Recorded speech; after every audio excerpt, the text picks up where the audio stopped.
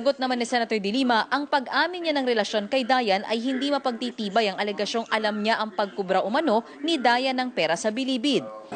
Alam ko ang sarili ko na wala talaga akong kinalaman dyan. Ma'am, yung kay Thomas Donina raw But po admitting na the relationship would prove daw na may kinalaman kayo sa pagiging bagman daw ni Rolly Dayan? That's not at all proof. What's the connection of that?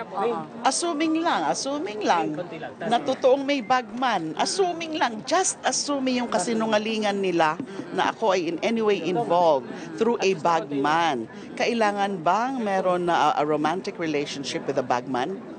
Di ba? Yun, theoretically, anyone can be a bagman. Pumalag din siya sa pagtawag sa kanya ni Secretary Aguirre na immoral. Anya, hiwalay sa asawa si Dayan nang magkaroon sila ng relasyon, pero hindi malinaw kung legally separated. No one can judge me on my morality.